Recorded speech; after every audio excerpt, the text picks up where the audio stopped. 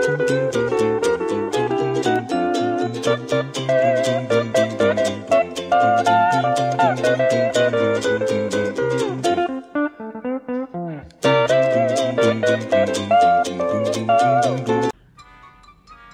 Sobat Hukum, sebelum menonton video ini, jangan lupa untuk bersyukur pada Tuhan Yang Maha Esa.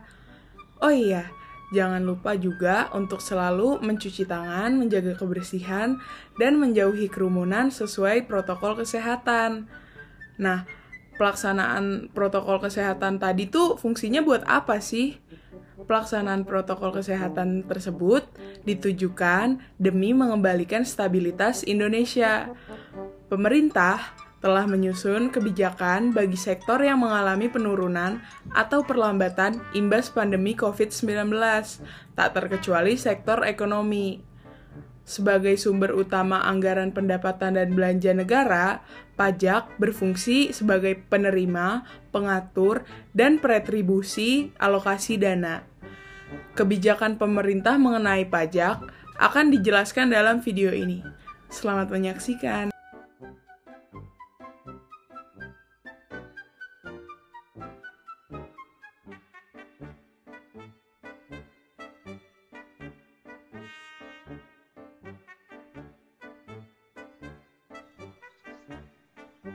Halo teman-teman, apa kabar? Gue harap kalian semua sehat-sehat aja. Ya, gimana nih? Kita udah lama nggak ketemu gara-gara pandemi COVID. Jadi cuma bisa ketemu virtual. Kurang asik gak sih kalau nggak ketemu langsung gitu? Jujur nih Man, kalau gue kabarnya sehat alhamdulillah ya kan. Jujur, gue kangen banget nih kalau kita ngumpul-ngumpul bareng lagi. Tapi apa daya nih dengan keadaan sekarang, yakni kayak pandemi COVID.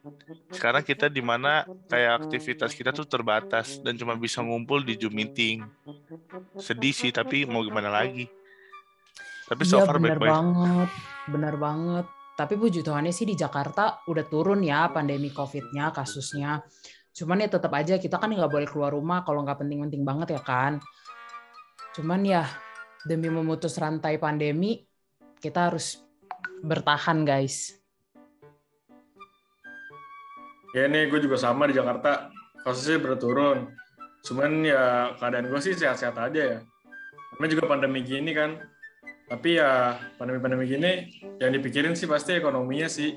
Kayak udah lumayan susah karena lagi pandemi. Terus yang gue pikirin juga apalagi nanti kalau bayar pajak sih.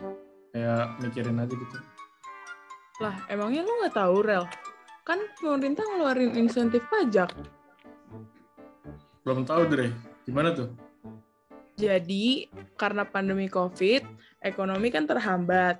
Pemerintah ngeluarin kebijakan insentif pajak supaya ngebalikin stabilitas ekonomi itu. Kebijakan wajib pajak, insentif pajak itu ada 4. Contohnya pengecualian dari pengenaan pajak, pengurangan dasar pengenaan pajak, pengurangan tarif pajak, dan penangguhan pajak. Oh iya nih, aku baru ngeliat tadi beritanya kalau Menteri Keuangan kita yakni kayak Sri Mulyani udah ngeluarin PMK 23 garing PMK 03 garing 2020 tentang insentif pajak untuk wajib pajak terdampak wabah virus corona.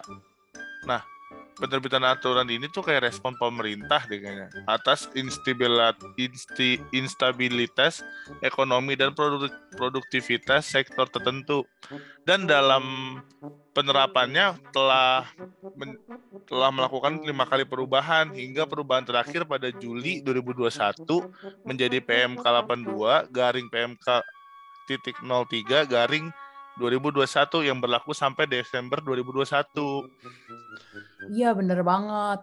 Tapi nggak semua jenis dan subjek wajib pajak bisa dapetin insentif ini. Ada juga perinciannya dari Menteri Keuangan. Yang pertama itu insentif PPh pasal 21. Karyawan yang bekerja pada perusahaan yang bergerak di salah satu dari 1.189 bidang usaha tertentu perusahaan yang mendapatkan fasilitas kemudahan impor tujuan ekspor, karyawan yang memiliki NPWP dan penghasilan bruto yang bersifat tetap dan teratur yang ditahunkan tidak lebih dari 200 juta. Yang kedua itu ada insentif pajak UMKM. PPh final tarif 0,5% sesuai peraturan pemerintah nomor 23 tahun 2018. Maka wajib pajak UMKM tidak perlu melakukan setoran pajak. Selaku UMKM, tidak perlu mengajukan surat keterangan, cukup menyampaikan laporan realisasi setiap bulannya. Yang ketiga, ada insentif pajak final jasa konstruksi untuk mendukung peningkatan penyediaan air sebagai proyek padat karya yang merupakan kebutuhan penting bagi sektor pertanian kita. Yang keempat, ada insentif PPh pasal 22 impor, 730 bidang usaha tertentu, perusahaan KITE atau perusahaan terkait mendapat pembebasan dari pemungutan PPh. Yang kelima, insentif angsuran PPh pasal 25, 1018 bidang usaha tersebut, perusahaan KITE atau perusahaan terkait angsuran PPh pasal 25 sebesar 50% dari angsuran yang seharusnya terutang. Yang terakhir ada insentif PPN. Pengusaha kena pajak beresiko rendah terkait 725 bidang usaha tertentu. Perusahaan KITE mendapat restitusi atau pengembalian dana paling banyak itu 5 miliar. Lumayan banget kan, Rel, untuk mengatasi masa lalu bayar pajak di pandemi COVID kayak gini. Oh iya ya, lumayan banget buat kebantu gue bayar pajak nanti. Oke deh, nanti gue coba pakai kebijakan dari Menteri Sri Mulyani. Makasih ya guys infonya. Iya Rel, sama-sama. Oh iya, lu tahu nggak? Jadi pemerintah Bali ngeluarin Pergub 46 tahun 2021 sebagai pengganti Pergub 21 2021 untuk relaksasi pajak. Apa itu relaksasi pajak? Relaksasi pajak itu kebijakan pemerintah untuk meringankan beban ekonomi masyarakat di bidang kendaraan, pajak kendaraan. Jadi dijelasin di pasal 2-nya,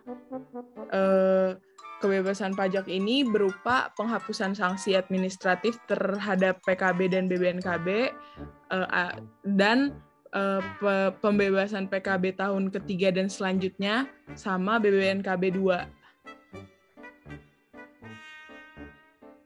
Wah, di Bali udah ada relaksasi pajak ya.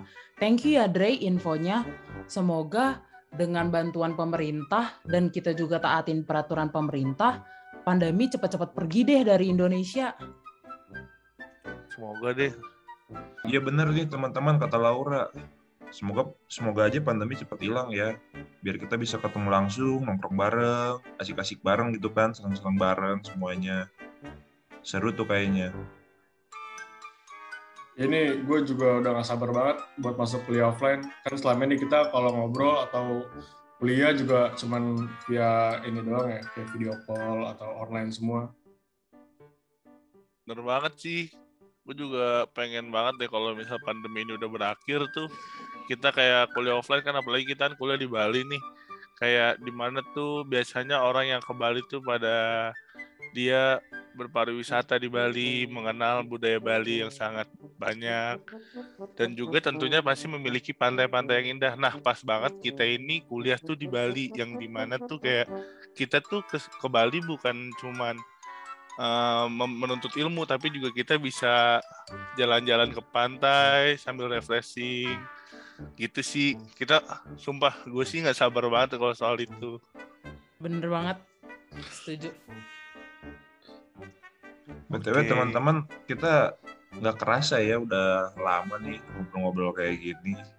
Gue punya kesibukan sih, gue harus ngerjain tugas juga, soalnya tugas gue udah numpuk banget nih.